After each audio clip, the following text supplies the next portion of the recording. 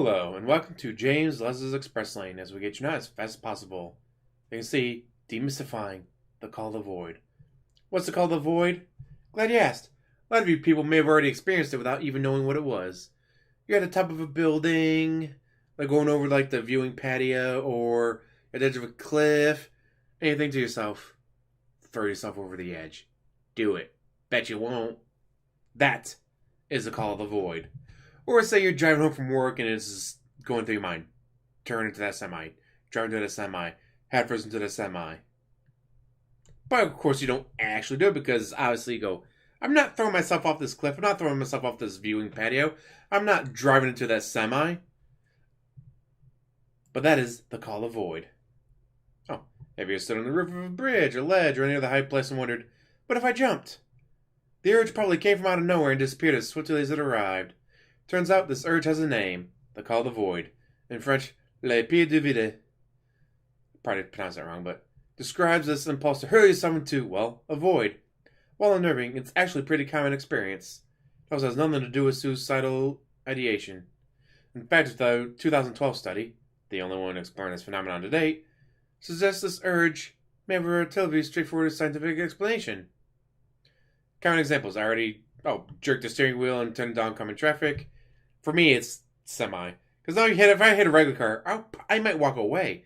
Airbags and all that they are today, I might walk away. So I think semi. Jump into a very deep water from a boat or bridge, stand on a train or subway tracks.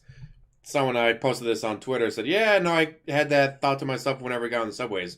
Don't jump in front of the subway train. Don't jump in front of the subway train. Carry someone holding a knife or other sharp object. Put a metal object into electrical outlets. Take your hand to a fire or garbage disposal. When these urges come up, you quickly counter them, telling yourself you never do that. You know what would happen if you did any of this, but you still think about doing it. However, quickly the thought passes. Is it normal? Yes. This feeling is both normal and common. The 2012 study found that among 431 students, more than half of those reported never having suicidal thoughts experienced this in some way, shape, or form. About 3/4 of those who had previously experienced some kind of suicidal ideation experienced HPP. People with more sensitivity to anxiety symptoms but fewer suicidal thoughts seem more likely to experience HPP. What causes it? Don't really know. They have concluded that it's probably something to do with the wire in your brain. Survival instincts. When you look at the edge of the cliff, and you think to yourself, jump off, what your brain told you was, back up or don't touch that. The signal happens quickly, and you instinctively back up, perhaps without even realizing why. Then when you think about what happened, you might mistakenly assume the safety warning was actually a desire to jump, or stick your hand in the fire, or drive into a semi, or jump in front of the subway train. Anxiety sensitivity. Why does your brain go there? If you don't really want to die or harm yourself, why would you imagine jumping? That's where anxiety sensitivity may come in. The others found that people with higher anxiety sensitivity or fear of anxiety symptoms are more likely to experience HPP. Anxiety sensitivity often involves things like believing a pounding heartbeat indicates a heart attack, or that panic symptoms mean you may faint or even die. Yikes. But yes, the people that may be more likely to interpret a signal they don't understand as something dangerous. Now, the study doesn't conclusively prove the mechanism of the signaling system, and it had several other limitations. Though the sample of participants was fairly large, all were students, and most were white. It also only looked at one sample, so conducting more research with broader, more diverse groups may offer more supporting evidence. But again, there's only been one study done so far of this. Does it mean anything? When it comes down to it, you most likely don't need to feel concerned about experiencing the call of the void. Remember, you're in good company. A lot of people have the same thoughts and urges, even if they don't say anything about them.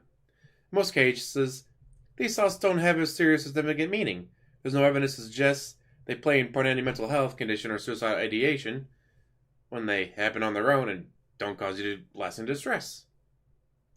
If you feel worried about the possible underlying meanings, consider what your reaction to these thoughts tells you. By stepping away from a window or ledge, by not turning your car into traffic, By reassuring yourself you never do those things, you're acting on your desire to keep living.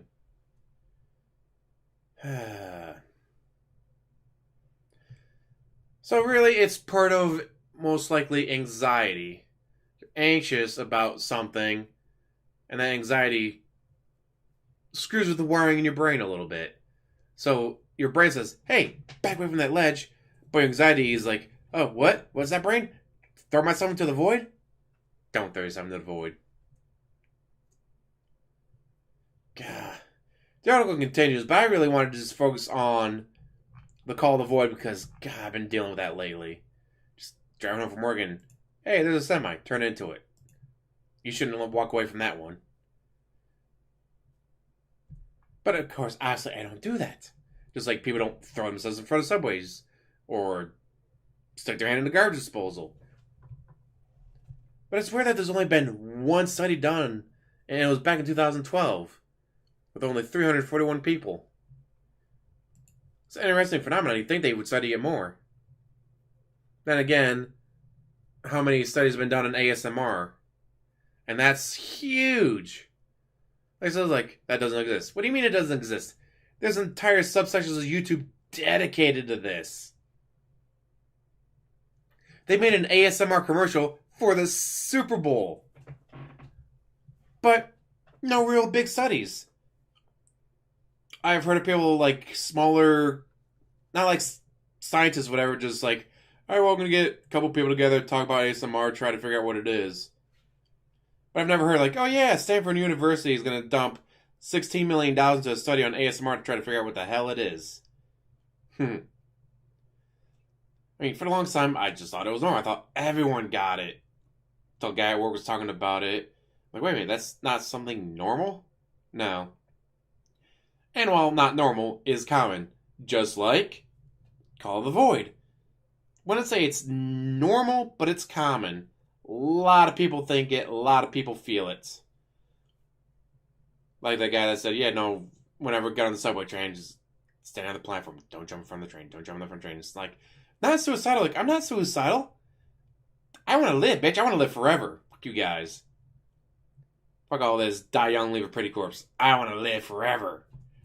But, just that, driving to a semi, you won't walk away from that. Or the person will throw themselves for a subway train, or people, I wonder what would happen if I stuck my hand in the garbage disposal. Do it. Don't do it. Man. Can you imagine, like, you had that thought, just about to jump out of an airplane for skydiving? Like, what if I just take off the parachute? Don't take off the parachute. Don't do that. That's bad. That's bad. Take off the parachute. That's bad. Anyways, I'm going to let you guys go. What do you guys think? Do you guys experience this?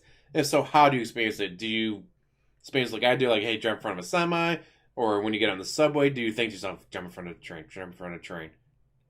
Let me know. And as always, thank you for watching. Like, subscribe, comment down below, and have a wonderful day.